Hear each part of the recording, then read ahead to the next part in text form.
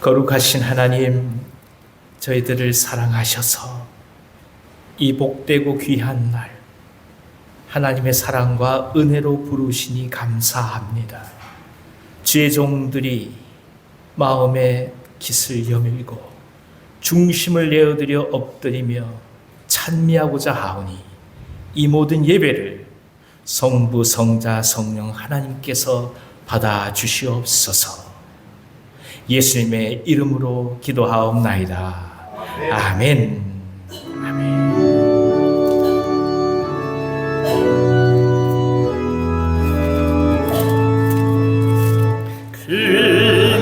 근영화 오신 주 이곳에 오셔서 이 모인 자들로 주 백성 삼으사 그 중에 항상 계시고 그 중에 항상 계시고 그 영광 나타내소서. 이 백성 기도와 너의 물든 입이 향내와 같으니 곧 받으옵소서. 주 예수 크신 복음을 주 예수 크신 복음을 만 백성 듣게 하소서. 또 우리 자손들 다 주를 기리고 저 성전 돌같이 길하게 하소서. 주 구원하신 능력을 주 구원하신 능력을 늘 끝날까지 주소서. 주 믿는 만민이 참 진리 지키며 예 성도들 같이 주 찬송하다가 저 천국 보좌 앞에서 저 천국 보좌 앞에서 늘 찬송하게 하소서.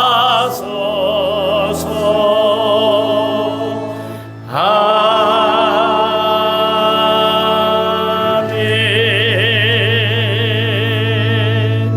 아멘. 나는 전능하신 아버지 하나님 천지의 창조주를 믿습니다. 나는 그의 유일하신 아들 우리 주 예수 그리스도를 믿습니다. 그는 성령으로 잉태되어 동정녀 마리아에게서 나시고 본디오 빌라도에게 고난을 받아 십자가에 못 박혀 죽으시고 장사된 지 사흘 만에 죽은 자 가운데서 다시 살아나셨으며 하늘에 오르시어 전능하신 아버지 하나님 우편에 앉아 계시다가 거기로부터 살아있는 자와 죽은 자를 심판하러 오십니다. 나는 성령을 믿으며 거룩한 공교회와 성도의 교제와 죄를 용서받는 것과 몸의 부활과 영생을 믿습니다. 아멘. 아멘. 하나님이여 찬송이 시온에서 주를 기다리오며 사람이 서원을 주께 이행하리이다. 기도를 들으시는 주여 모든 육체가 주께 나아오리이다. 죄악이 나를 이겼사오니 우리의 허물을 주께서 사시리이다. 주께서 택하시고 가까이 오게 하사 주들에 살게 하신 사람은 복이 있나이다. 우리가 주의 집 곧 주의 성전의 아름다움으로 만족하리이다. 물을 벗어 물을 떼어 신이 가게 하시며 하나님의 강에 물이 가득하게 하시고 땅을 예비하신 후에 그들에게 곡식을 주시나이다. 초장은 양떼로 옷 입었고 골짜기는 곡식으로 덮였음에 그들이 다 즐거이 외치고 또 노래하나이다. 아멘. 아멘. 자리에 앉으셔서 257장 찬송하겠습니다.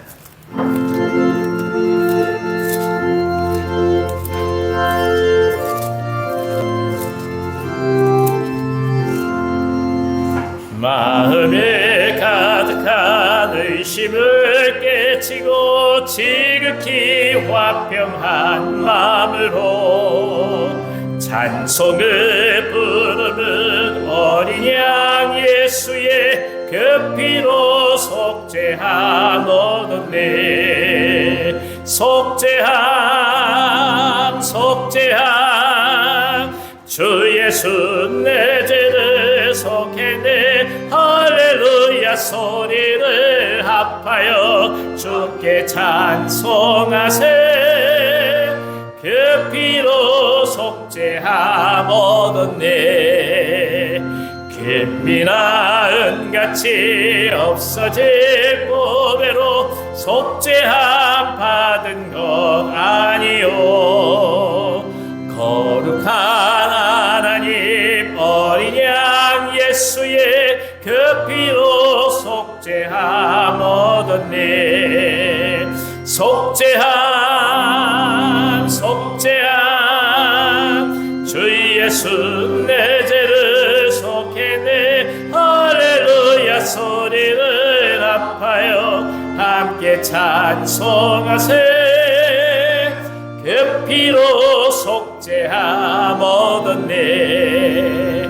나 같은 죄인이 용서함 받아서 주 앞에 옳다함 얻음은 확실히 믿기는 어린 양 예수의 그 피로 속죄함 얻었네.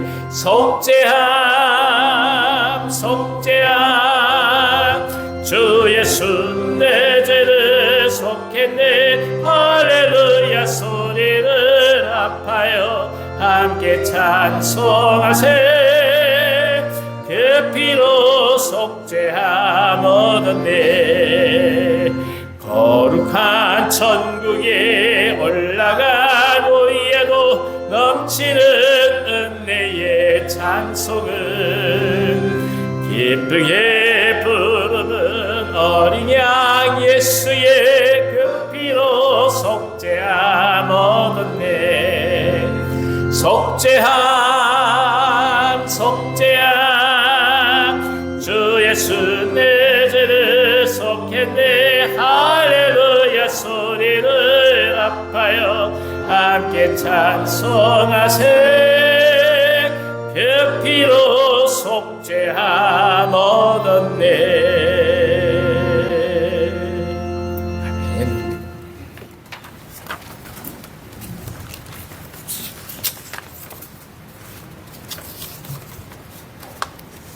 주님의 은혜를 감사를 드립니다.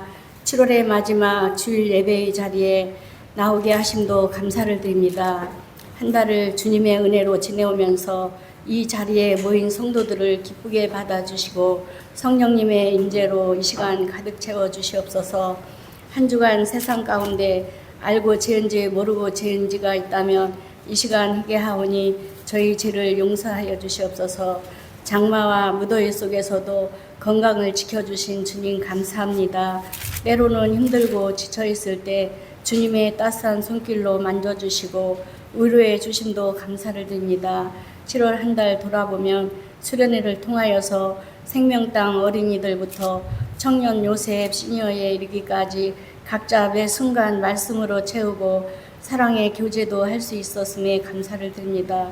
우리는 배운 말씀 무장하며 세상에 나아가 살 때도 힘있게 복음 전하며 주님의 자녀로서의 올바른 삶을 살아갈 수 있게 하여 주시옵소서. 특별히 생명을 품고 기도하는 대상자들을 위해서 함께 하소서. 우리가 주님 앞에 늘 기도하며 간구하는 그들의 마음을 움직여 주옵소서. 병상에서 치료받는 환우들에게 회복의 은혜를 베풀어 주시옵소서. 위험한 환경 속에서도 복음을 전하시는 선교사님들 하나님의 보호 안에서 안전하게 사역할 수 있도록 도와주시옵소서. 나라와 민족 위에 기도드립니다. 모든 영역 위에 하나님의 공의와 진리가 바로서게 하시고 분열과 갈등 대신 화합과 이해가 이루어지게 하여 주시옵소서. 이 시간에 단위에 서서 말씀을 전하실 목사님 능력의 오른팔로 붙들어 주시옵소서. 전하시는 말씀을 통하여서 더욱 우리가 영적 힘을 얻고 주님을 향한 사랑을 회복하며 늘 소망 가운데 주님 바라보며 늘 깨어 기도하게 하여 주시옵소서. 할렐루야. 찬양을 온전히 기쁘게 받으시고 영광 받으시옵소서. 예수님의 귀하신 이름으로 기도드렸습니다.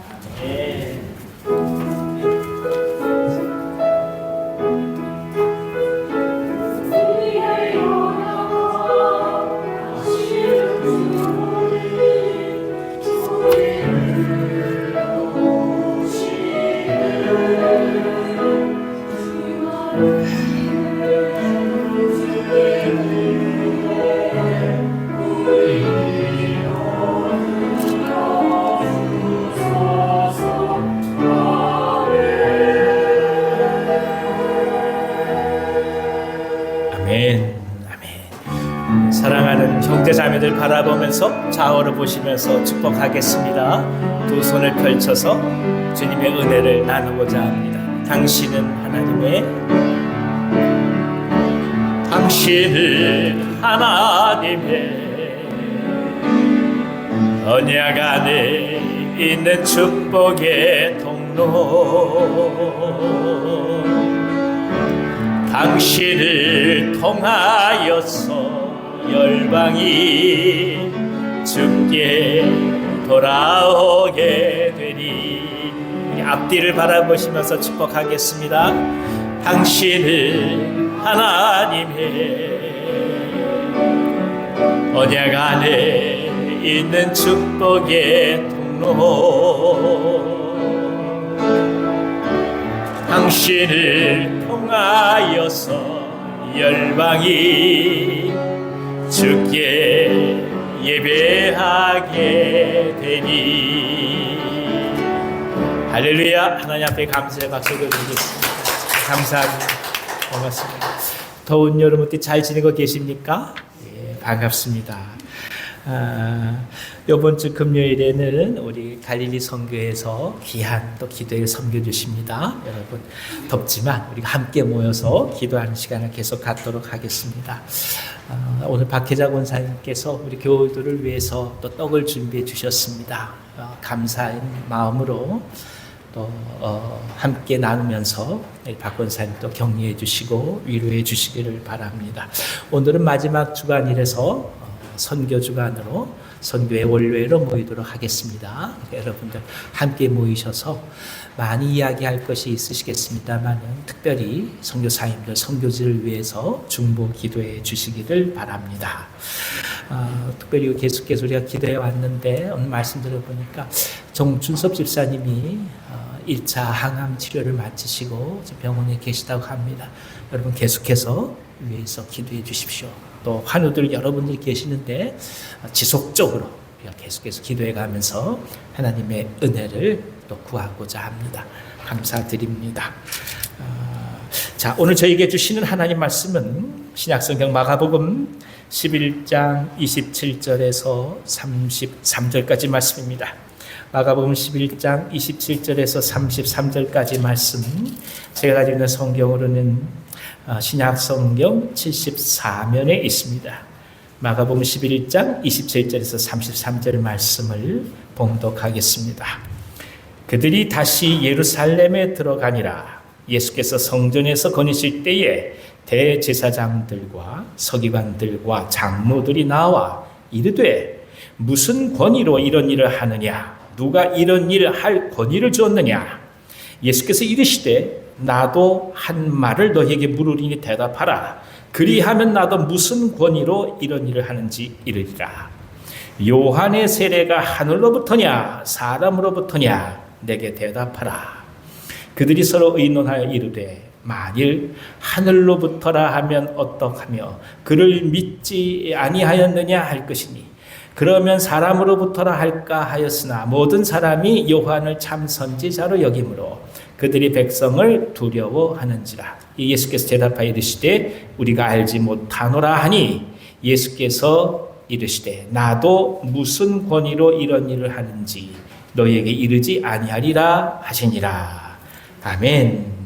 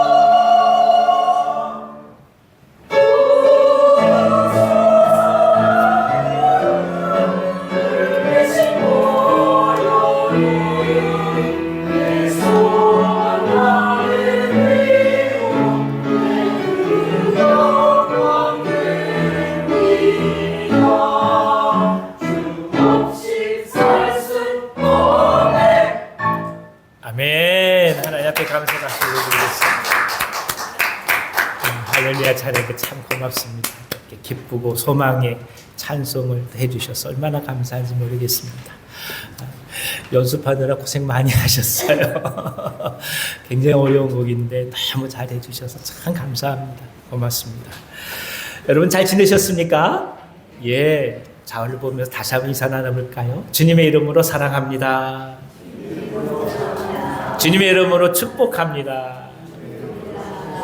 예, 반갑습니다. 반갑습니다. 예수님의 사역의 특징은 바리새인이나 또 뭐 사두개인이나 또 다른 랍비들과 상의해 가면서 하나님의 말씀을 전하신 것이 아니라는 것입니다. 어떤 랍비가 이렇게 말했고 또 선지자가 이렇게 말했으니까 내 말이 옳다 이런 식으로 예수님은 변증을 하지 않으십니다. 오히려 선지자들은 이렇게 말했지만 또는 율법은 이렇게 이야기하지만 나는 이렇게 말한다. 이렇게 말씀하시면서 예수님 자신으로부터 말씀의 권위와 그리고 출발을 드러내셨습니다. 말씀에는 확신이 있었고 그 누구도 범접할 수 없는 하늘의 권세가 있었습니다. 사실 무화과 나무가 말라버린 것도 예수님의 말씀에 근거한 것이고, 성전을 정결케 하시면서 종교 행위, 그러니까 기도의 진실성이 무엇인지 가르쳐 주신 것도 예수님의 말씀으로부터 출발한 것입니다. 어느 누구의 권위로부터 출발하지 않으셨습니다. 결국 이런 모든 행동들이 그 당시에 힘을 가지고 있었던 종교 지도자들에게는 눈의 가시처럼 보일 수밖에 없는 결과를 초래하고 말았습니다. 왜냐하면 그들이 현재 누리고 있는 권위와 이익에 엄청난 두려움이요 도전이 되었기 때문입니다. 그래서 이들은 가만히 있지를 않았습니다. 때를 기다리다가 예수님을 제거할 음모를 이제 본격적으로 진행합니다. 어떤 일들이 있게 되었는지, 그리고 그것이 오늘 우리에게 무슨 의미를 가져다 주는지 성령께서 오늘 이 귀한 말씀으로 저희 모두에게 큰 은혜 주시기를 원합니다. 다 같이 27절에서 28절 읽어주십시오. 그들이 다시 예루살렘에 들어가니라. 예수께서 성전에서 거니실 때에 대제사장들과 서기관들과 장로들이 나와 이르되 무슨 권위로 이런 일을 하느냐? 누가 이런 일 할 권위를 주었느냐? 이제 성전은 예수님의 영적 힘에 압도되었습니다. 진정한 말씀이 선포되었던 것이죠. 그러니까 성전의 본래 의미가 무엇인지 모두에게 다시금 각인되었습니다. 그런데 이 모습을 보고 대제사장들, 서기관들, 장로들이 견디질 못하게 됩니다. 그래서 물어본 거죠. 도대체 누가 무슨 권한을 주었기에 이처럼 성전 안에서 주인 행세를 하느냐? 이렇게 말하는 거죠. 모든 결정과 모든 해석은 우리에게 달려있는 것인데, 아니 우리의 허락도 받지 않고 너는 도대체 무슨 권세로, 무슨 힘으로 이 안에서 주인 행세하느냐? 이런 물음인 거죠. 누구 마음대로 백성들 가르치고 심지어 야단치고 사람들을 모으느냐? 이 얘기입니다. 곧 권위는 자격의 문제로 나아가고 있습니다. 자격의 문제로 시비를 걸어서 예수님께서 행하시는 것이 신성을 모독하는 것으로 몰아가려고 하는 것입니다. 예수님께서 가르치시는 행위, 그것이 왜 문제가 되는지 그 진실성을 따지는 것이 아닙니다. 예수께서 하신 말씀이 옳은지 그른지 진리에 대한 접근을 하는 것이 아니에요. 넌 도대체 무슨 자격으로 이 일을 하느냐? 자격의 문제로 다가오고 있어요. 옳은 말인지 그릇된 말인지 진리성을 검증하고자 하지 않습니다. 도대체 누가 무슨 권한을 주었기에 이런 일을 행하는가, 무슨 자격을 가지고 있는가가 이들에게는 문제가 되었다는 것입니다. 우리는 역사 속에서 이런 상황을 참 많이 경험했습니다. 특히 이 땅에서 사는 것은 더더욱 그렇습니다. 예를 들어서 의사의 진료 행위가 얼마나 질적으로 훌륭하느냐에 사람들은 그다지 관심 갖지 않습니다. 그 의사가 어느 대학을 졸업하고 의사가 되었느냐를 더욱더 중요하게 여깁니다. 그러니까 길 가다 보면 다 서울병원, 연세병원, 성모병원, 그 외의 병원은 눈에 들어오질 않게 만들어놨어요. 그러니까 이 의사가 어떤 훈련을 받고 얼마나 귀하게 사람을 생각하고 얼마나 소중한 이 마음의 준비 자세로 사람을 대하느냐, 이게 중요한 게 아니라 어느 대학 나왔냐, 이게 중요한 거예요.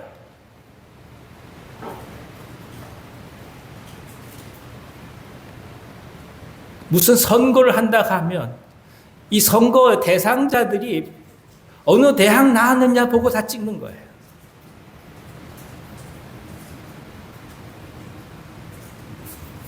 제대로 된 간판 있는 대학 나오지 않으면 대통령이 돼도 사람 취급을 안 해요. 그게 이 나라의 현실이에요.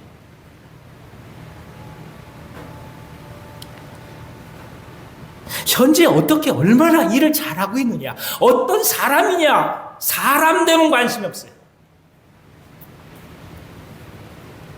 그가 어디에서 어떤 자격증을 취득했느냐, 이게 더 중요하게 된 거예요.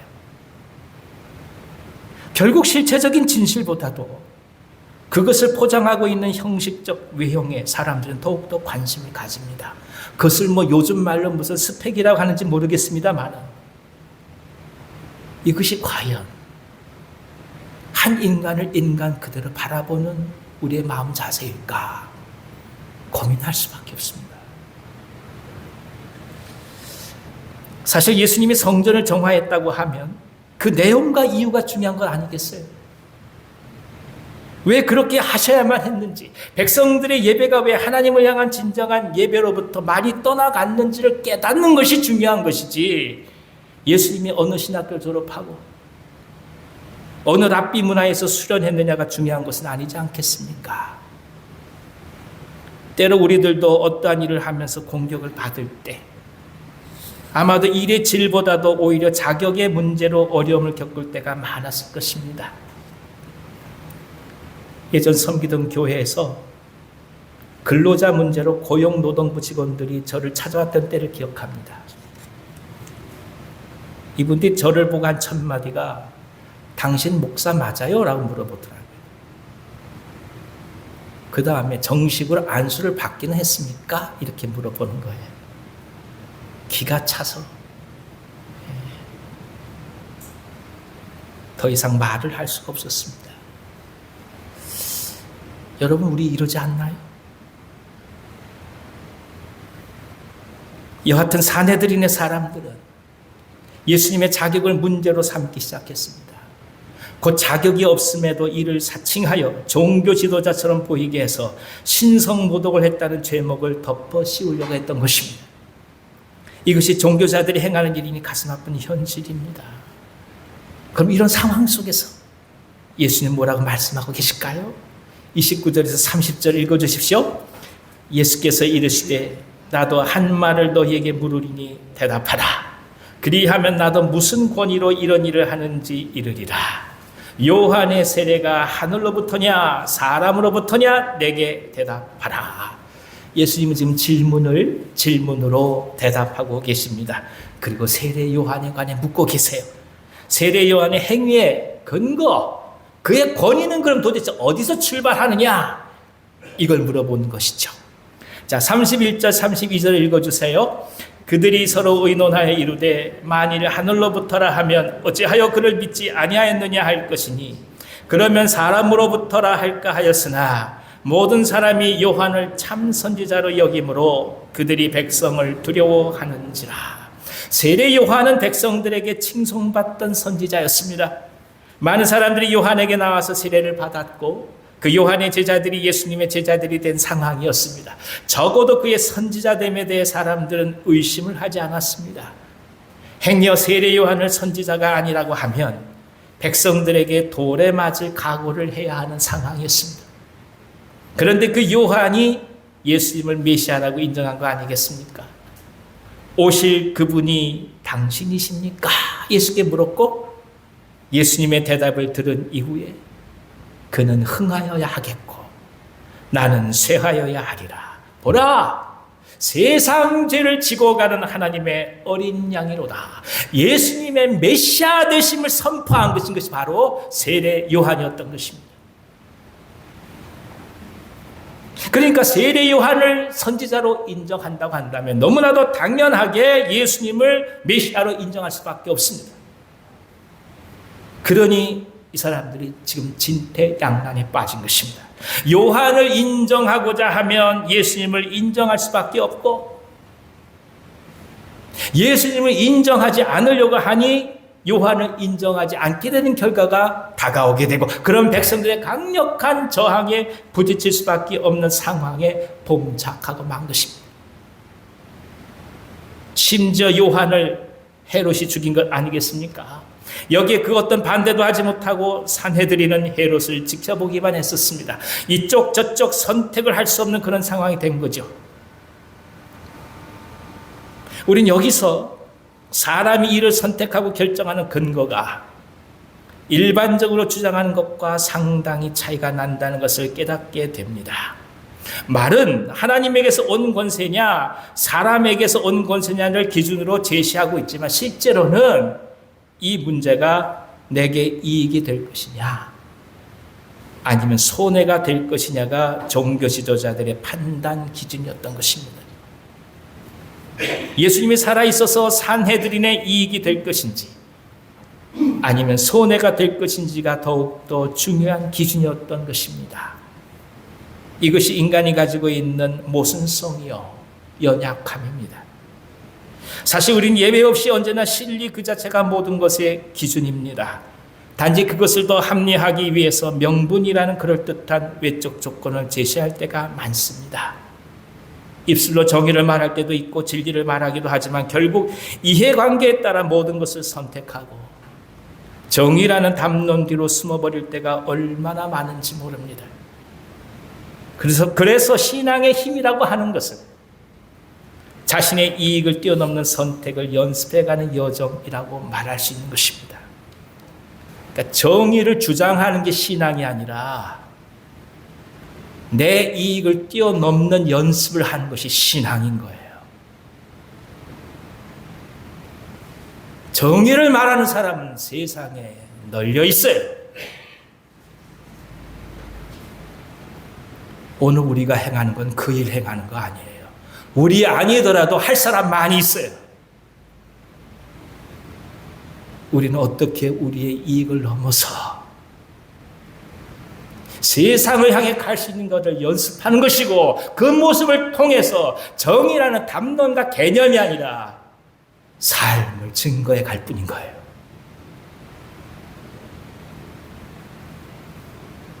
이익을 향해 갈 수밖에 없는 우리들의 존재 자체를 겸손하게 인정하는 게 필요합니다. 그 모습을 하나님 앞에 내려놓는 훈련이 필요한 겁니다. 그리고 그런 상황 속에서 진리를 선택하는 용기를 달라고 하나님께 기도하는 것입니다. 산헤드린의 종교 지도자를 바라보노라면 단순히 세속적 존재로서 이해되지는 않습니다. 그것은 결국 감추어진 이 땅의 모든 사람들의 내면을 밖으로 적나라하게 드러내가는 인간의 속성을 깊이 대표하기 때문입니다. 그들 속에서 내 자신을 보는 거예요. 평생을 그런 권세를 갖기 위해 어려서부터 노력하고 공부해 가면서 자격을 얻어서 성취라는 이름으로 그 자리에 앉았을 때 그것을 누리기 위하여 견고하게 하기 위하여 대대손손 유산으로 남기기 위해서 수단 방법을 가리지 않는 모습이 너무나도 실제적으로 오늘 현대인에게 투영되고 있다는 사실을 우리는 부인할 수 없기 때문이에요.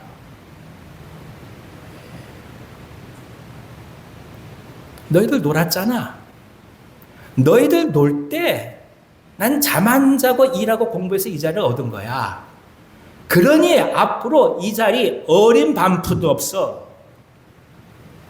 죽을 때까지 나는 이것을 그동안 그 애써서 수고했던 모든 것에 보상으로 여기고 붙들어 갈 테니까 너희들은 그런 자리에서 있어. 이게 이 나라의 교육이에요.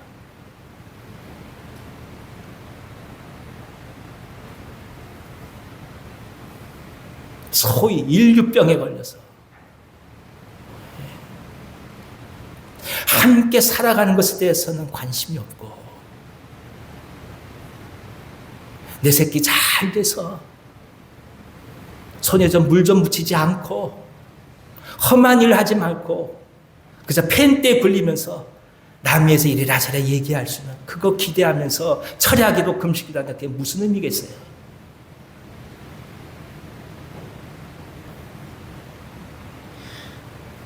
결국 이 사람들의 모습 속에 우리는 통렬하게 우리 자신들을 볼 수밖에 없는 거예요. 그런 사람으로 살아가지 않도록 하나님 은혜 주셔서 인생에서 실패도 경험하게 하고 좌절도 경험하게 하셔서 예수 만나게 하실 것이 얼마나 감사한지 모릅니다. 원하는 대로 다 되고 뜻하는 대로 이루어지고 원하는 힘과 돈과 권력을 갖게 됐을 때 얼마나 사람들을 사람 취급하지 않고 살아갔을까 생각하게 된다면 차라리 어디 한 군데 부러지고 깨지고 부셔져서 그 길 가지 못한 것이 영광이요 하나님의 놀라운 선물이 될 수 있다는 거예요.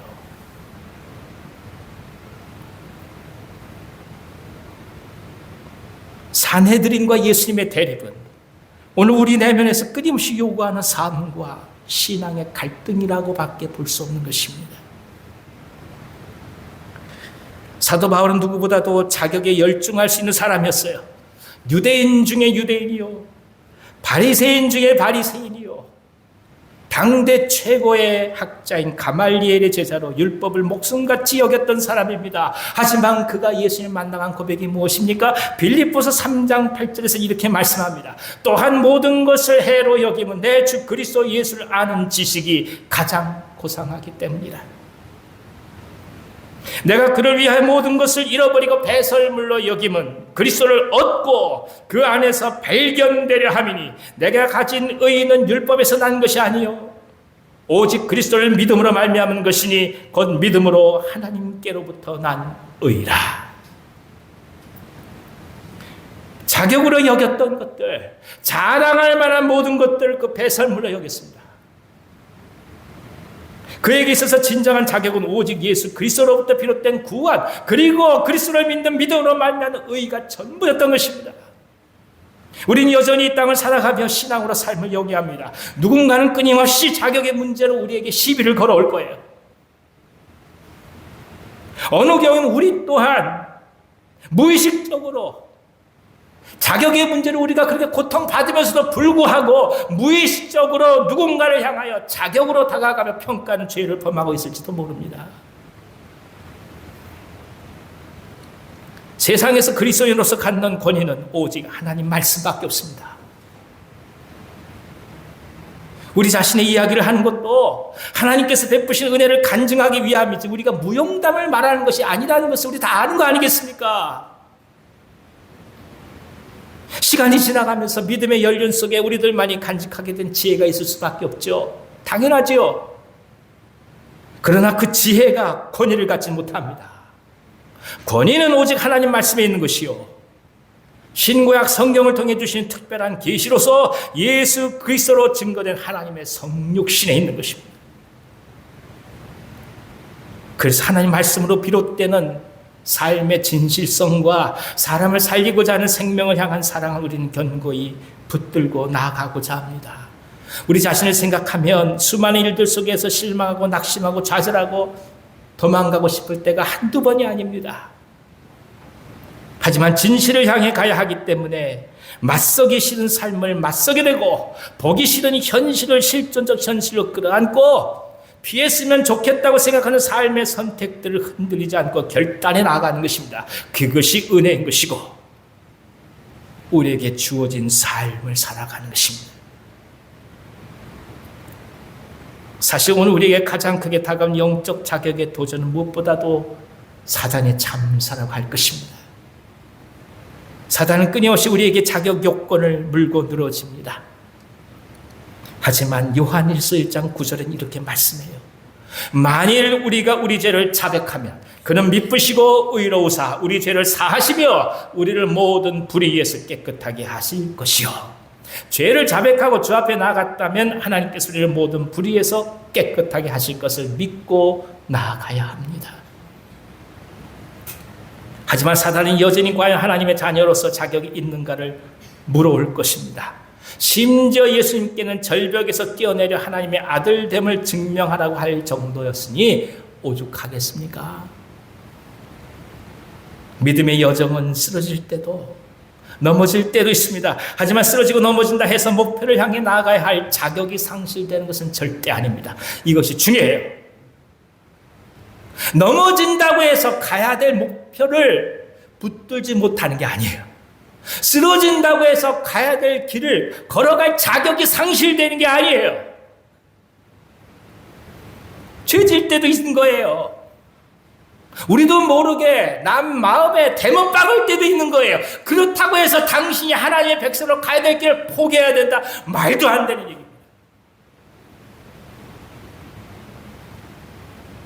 우리가 소위 얘기하는 종합병원에 무슨 명의라고 하는 사람들, 그렇게 되기까지 얼마나 사람 많이 죽였겠냐고요.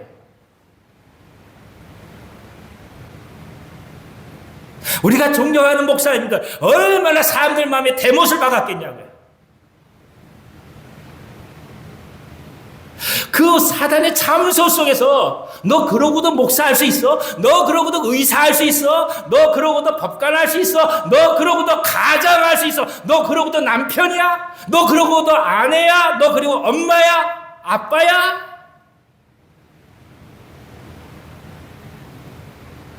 부족하다 해서 아빠가 아닙니까? 부족하다 해서 엄마가 아니냐? 부족하다고 해서 가장이 아니냐? 부족하다고 해서 그리스도인이 아닙니까? 아니라는 거요. 어떤 상황이 다가와도 아무리 넘어질 자리가 있다 할지라도 아니 고기를 들지 못할 상황이 있다 할지라도 그거 아니야.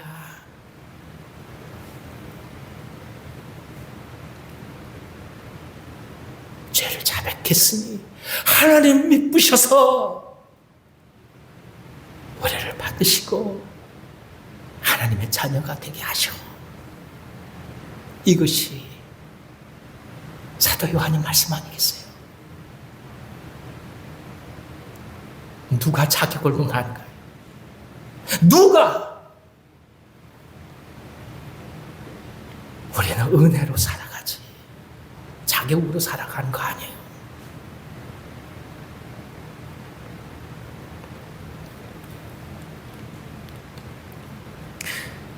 실수할 때 있어요.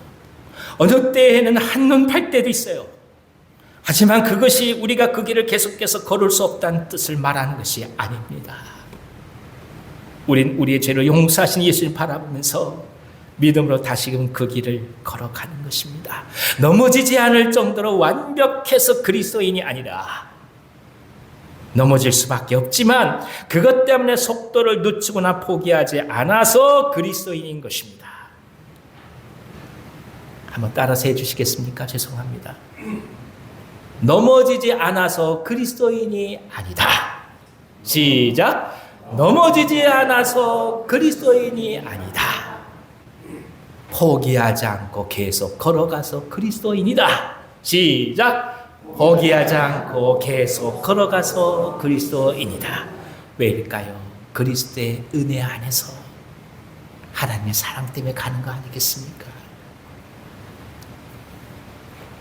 이 신앙의 과정적 의미를 이해할 때 우리는 자격의 문제를 극복하고 그리스도의 은혜로 달려갈 길을 마치게 됩니다. 생각해 보세요. 신자들을 그렇게 박해하고 스데반이 순교당할 때 증인의 역할을 감당했던 바울이 믿음의 자격이라는 사단의 참수에 쓰러졌다면 어찌 3차에 걸친 전도여행을 할 수 있겠습니까? 신약 성경의 상당수를 어찌 저술할 수 있었겠습니까? 심지어 사도가 되고 사역을 한다 할지라도 수많은 사람들이 네가 사도냐고 물어볼 때 그 참수를 어떻게 견뎠겠냐 말이에요.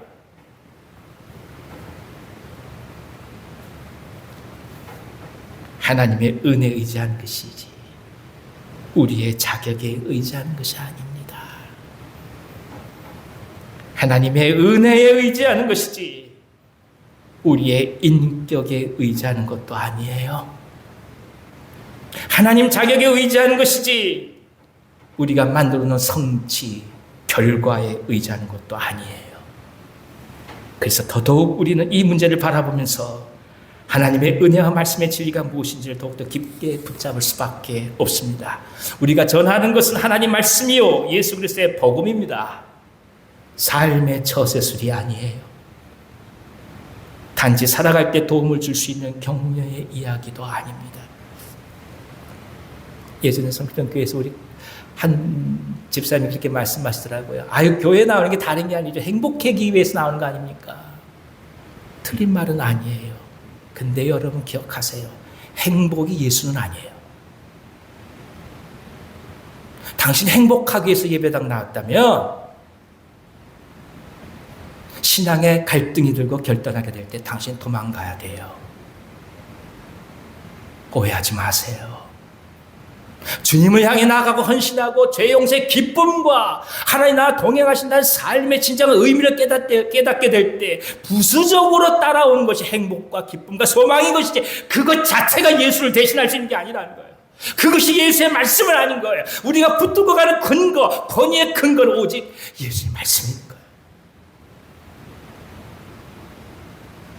하나님이 오늘 우리에게 어떻게 말씀하시는지 수많은 성경의 저자를 통해 오늘 어떻게 복음을 전해주시는지 그 이야기를 전하는 것입니다. 신학교 2학년 때 예배와 설교학을 배울 때 이야기예요. 당시 저희들 선생님이셨던 정장복 목사님이 첫 시간에 이렇게 말씀하신 것이 기억납니다. 설교자는 하나님 말씀을 대언하는 것이 아닙니다. 설교자는 하나님 말씀을 그저 운반하는 사람입니다. 어찌 인간이 하나님을 대신하여 말씀을 전한다고 하겠습니까? 성경이 이야기하는 대로 하나님께서 말씀하시는 대로 최선을 다해 있는 그대로 전할 뿐입니다. 운반할 뿐입니다. 이 소명에 충실하지 않으면 그가 바로 성경에서 말하는 거짓 선지자가 되는 것입니다. 이게 첫 시간에 배운 거예요. 진정한 자격은 하나님 말씀, 은혜로부터 시작됩니다. 우리가 어떻게 교육받았느냐가 아니고, 물론 그것도 중요하겠죠. 어떤 과정을 이수했느냐가 아니라 그것도 중요하겠죠. 하지만 정말 필요한 것은 하나님 말씀에 사로잡혀 있느냐, 이것이 중요한 거예요.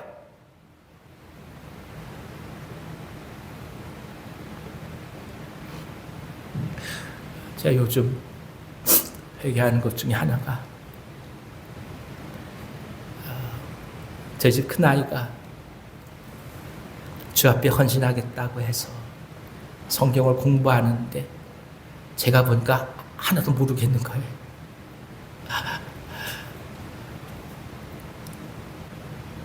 이거 예전에 어떻게 풀었지? 회개하고 있습니다.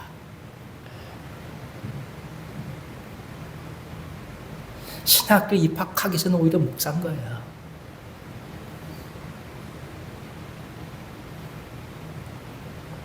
목사 안수를 받고 수십 년이 지나니까요, 몇 장 몇 절도 모를 때가 허다해요.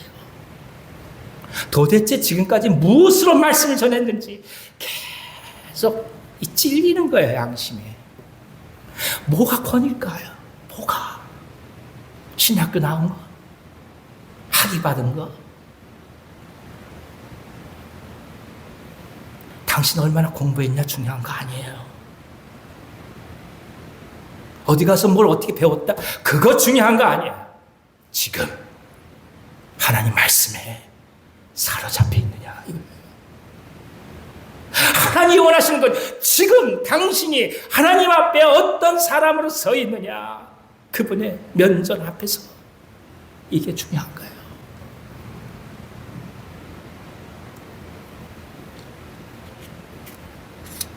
내면의 가장 깊은 곳같이 흔들릴 수밖에 없는 수많은 일들이 다가올 때 이를 이상하게 여기지 말고 오히려 담대하게 받아들이며 견고하게 나아갈 수 있는 하나님 은혜가 우리에게 넘치기를 기원합니다.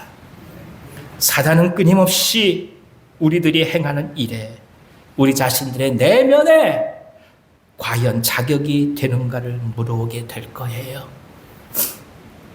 직업을 가지고 있는 전문인으로서, 부모로서, 자녀로서, 공동체 일원으로서 자격이 있느냐고 물을 거예요. 당신에게 집사의 자격이 있냐고 물을 거예요.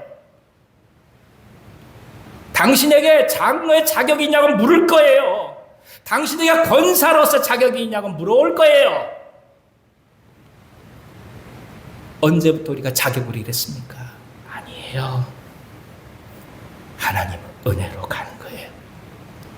사랑하는 여러분, 힘들고 어려우실 때 많아요. 예수 믿고 나가는 게 쉽지 않은 거 많이 있어요. 그럴 때마다 내 완전함으로 가는 거 아니라는 것을 고백해 가면서 예수님의 이 말씀 속에서, 예수님의 자격이라고 얘기하는 이 말씀의 권위, 하나님의 사로잡힘 그 속에서 또 아마 우리가 걸어갈 길을 발견하고 두려워하지 않고 담대하게 올라가야 될 길을 걸어가시기를 간절히 기원합니다.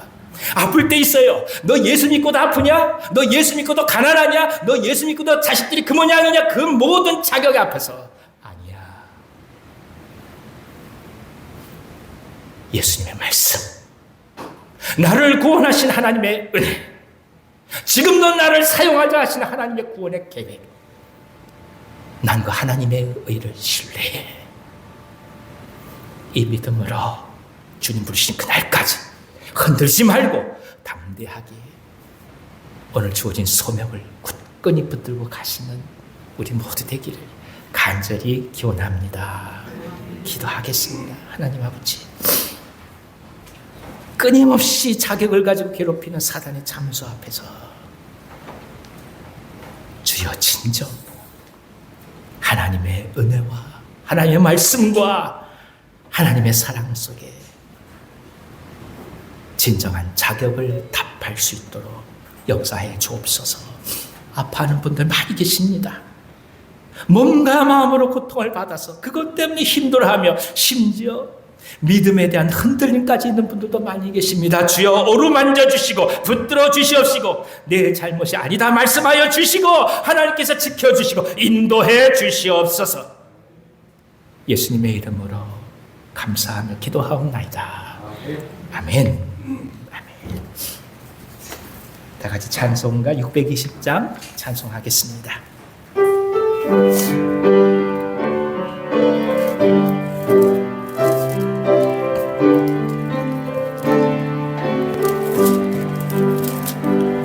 여기에 모인 우리 주의 은총 받은 자여라. 주께서 이 자리에 함께 계심을 아노라. 언제나 주님만을 찬양하며 따라가리니 시험을 당할 때도 함께 계심을 믿노라. 이 믿음도 고세라. 주가 지켜주신다. 어두운 밤에도 주의 밝은 빛 인도하여 주신다. 주님이 뜻하시니 헤아리기 어렵더라도 언제나 주 뜻 안에 내가 있음을 아노라. 사랑과 말씀들이 나를 더욱 새롭게 하니 때로는 넘어져도 최후 승리를 믿노라. 이 믿음도 고세라. 주가 지켜주신다. 어두운 밤에도 주의 밝은 빛 인도하여 주신다.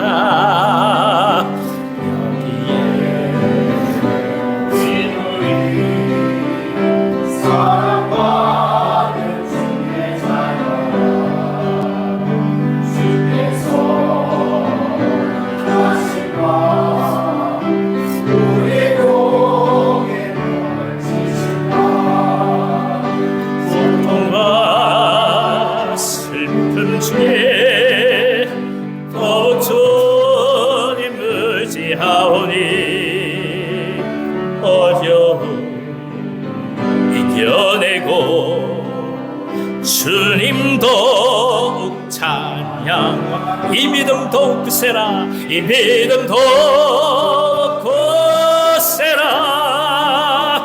주가 지켜주신다. 어두운 밤에도 주의 밝은 빛 인도하여 주신다.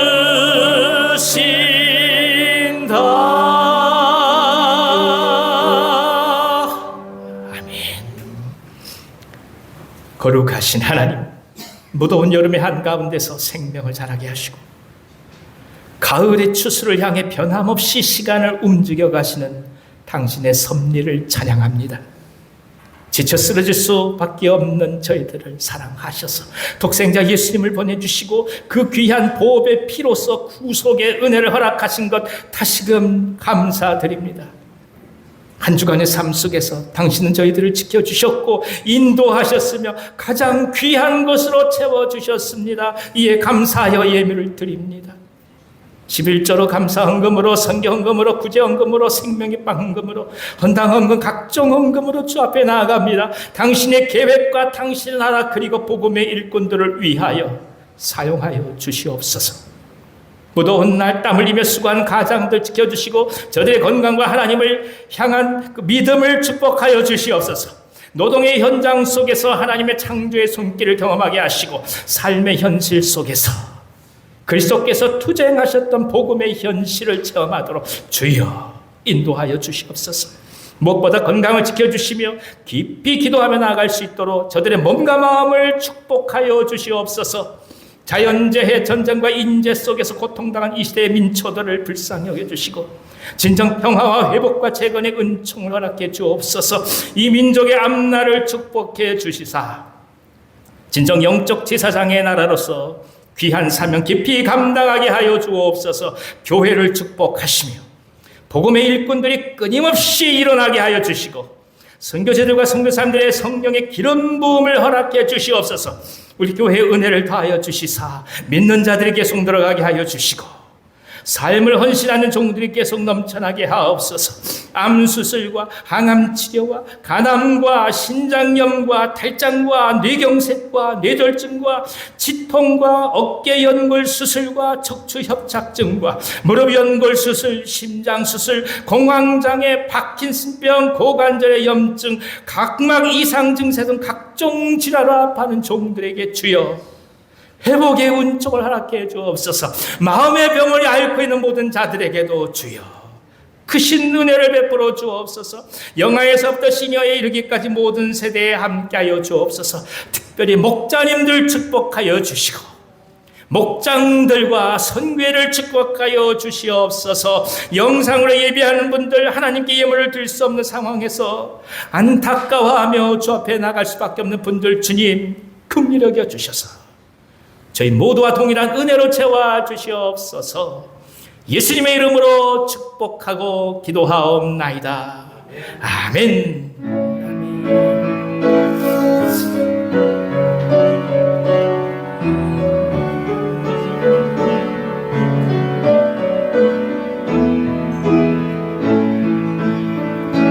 우리 보좌 앞에 모였네. 함께 주를 찬양하며 하나님의 사랑 그 아들 주셨네. 그의 피로 우리 구원받았네. 십자가에서 쏟으신 그 사랑 강같이 온 땅에 흘러 각 나라와 족속 백성 만원에서 구원받고 주 경배드리네. 구원하심이 보좌에 앉으신 우리 하나님과 어린 양의 도다. 구원하심이 보좌에 앉으신 우리 하나님과 어린 양의 도다.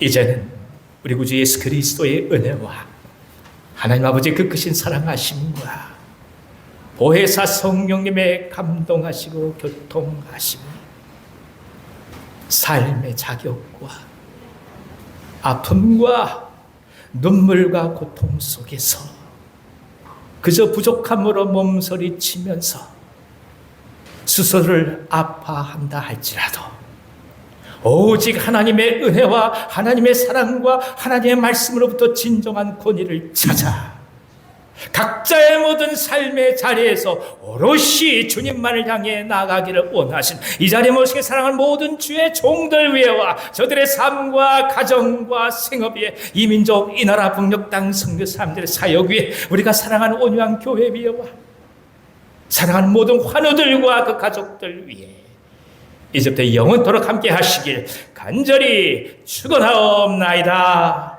아멘.